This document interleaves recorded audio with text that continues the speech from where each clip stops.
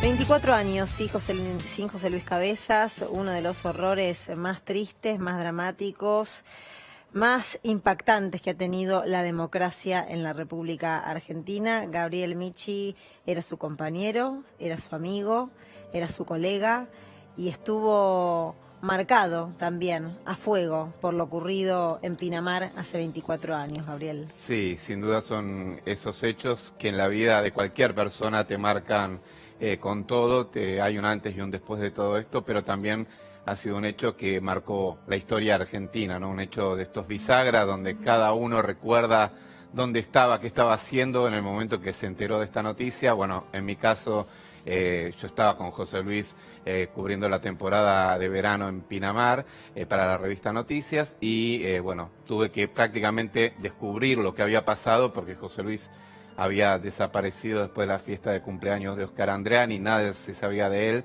y en mi búsqueda me encontré con este horror terrible que fue el crimen de José Luis, que había ocurrido horas antes allí en una cava en General Madariaga, lo que fue el peor ataque a la libertad de expresión desde que volvió la democracia en Argentina, ¿no?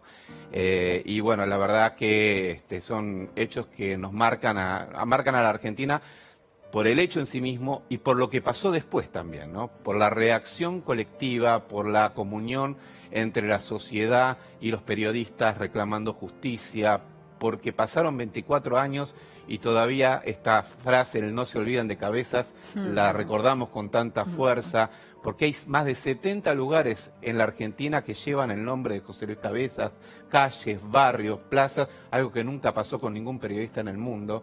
Y porque para nosotros, que éramos sus allegados, sin duda es una ausencia muy, pero muy, muy fuerte. Está Gladys, la hermana de José Luis Cabezas, en comunicación con nosotros. Gladys, gracias por atendernos. Estoy junto con Gabriel Michi. Imagino que recién escuchabas lo que estaba haciendo mención mi compañero. Agradecerte este contacto y preguntarte quién era José Luis Cabezas. Hola, ¿cómo están? Hola, Gaby. Hola.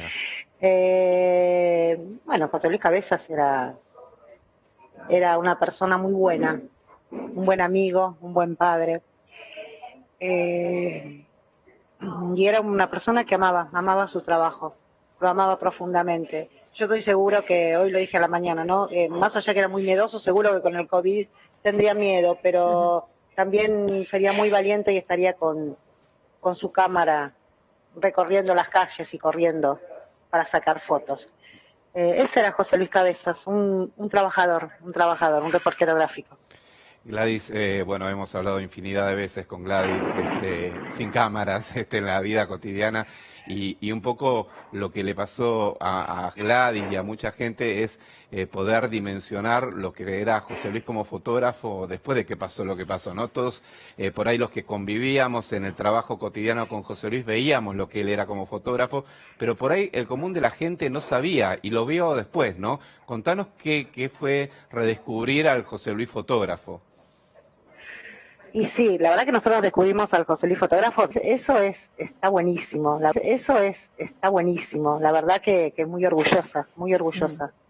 Y contanos qué te pasa a vos, como qué le pasa al resto de la familia cuando saben que en cualquier punto distante del país hay una plaza, una calle que lleva el nombre de José Luis.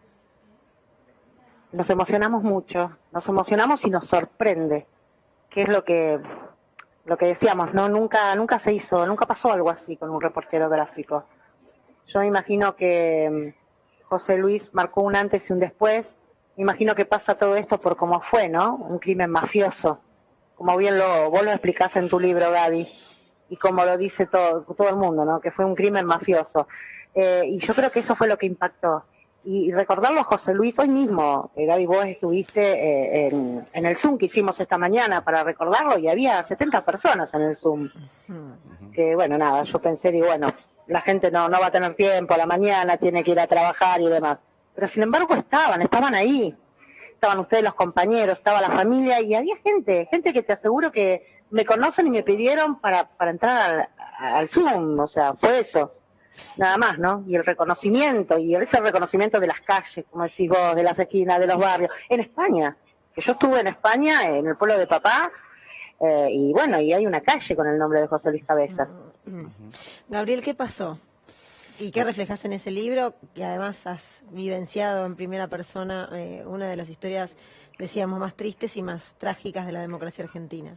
Bueno, lo que ocurrió con el crimen de José Luis, recién lo decía Gladys, ¿no? Fue un crimen mafioso donde se confabularon distintas cuestiones. El poder económico de entonces, representado por un empresario corrupto y que era un fantasma, como era Alfredo Chabrán, que José Luis tuvo la valentía de sacar esa foto que le puso rostro, que acompañaba las notas que yo hacía allí en Pinamar, descubriendo un poco ese poder oculto de Chabrán, un poder que tenía relación con el gobierno de entonces, de Carlos Menem, que intentó proteger a Chabrán hasta último momento, donde se confabulaba la policía, la famosa maldita policía bonaerense, con custodios que venían de la represión ilegal, para sostener una estructura de impunidad.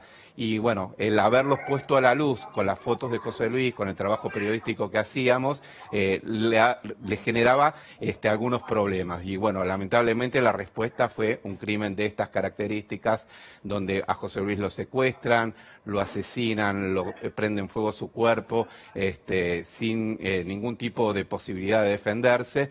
Y también lo que hay que decir es que lamentablemente se llegó rápidamente a condenas a perpetua a todos los asesinos, pero lamentablemente hoy no hay ninguno preso y eso es también nuestro reclamo, que los asesinos vuelvan a prisión a cumplir lo que falta de su condena, ¿no?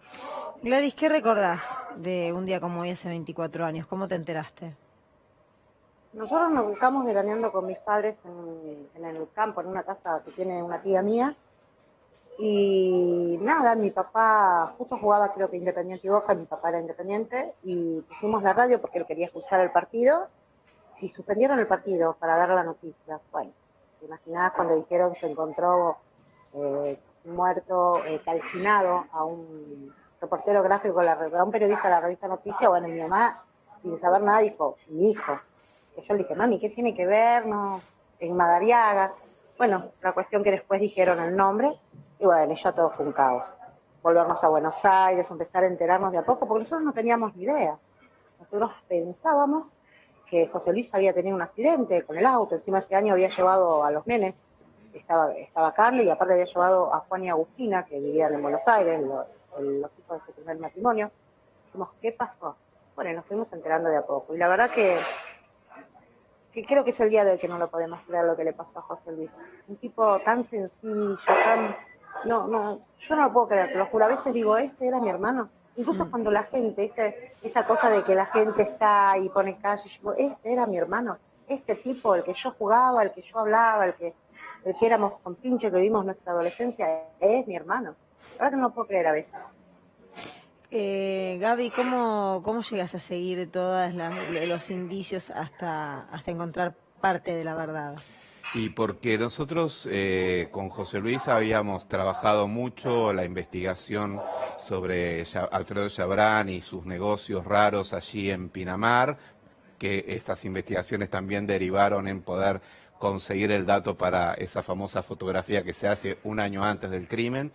Y cuando yo llegué a la cava de General Madariaga y vi ese cuadro terrible, horripilante, cuando me llevan para ver si la llave que habían encontrado con el cuerpo de José Luis abría nuestras oficinas en Pinamar, recuerdo que me llaman de la revista y yo inmediatamente iba en un auto rodeado de policías, ¿no? Y inmediatamente dije, perdón por la palabra, pero dije, este fue el hijo de puta de Chabrán. Esa fue mi frase. Y yo sin saber que todos los policías que estaban alrededor mío trabajaban para Chabrán, como después se quedó demostrado. Por suerte venía otro auto con amigos míos detrás que por ahí impidieron otra cosa peor. Pero la verdad es que nuestro trabajo tenía que ver parte con eso, pero parte con la cobertura normal de una temporada.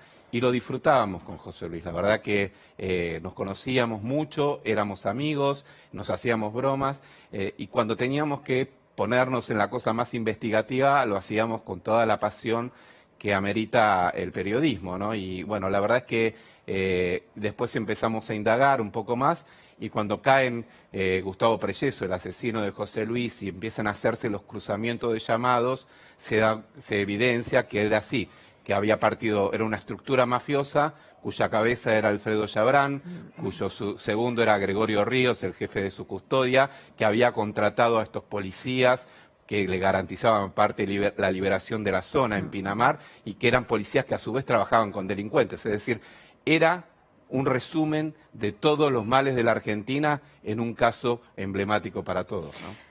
Gracias por tu testimonio, por tu investigación y por después de 24 años seguir emocionándote, pero teniendo la entereza para poder contar lo que pasó. Gracias, Gladys. No, gracias a ustedes, gracias por recordarlo siempre. Te quiero, Gaby, un beso. Un beso grande, yo también.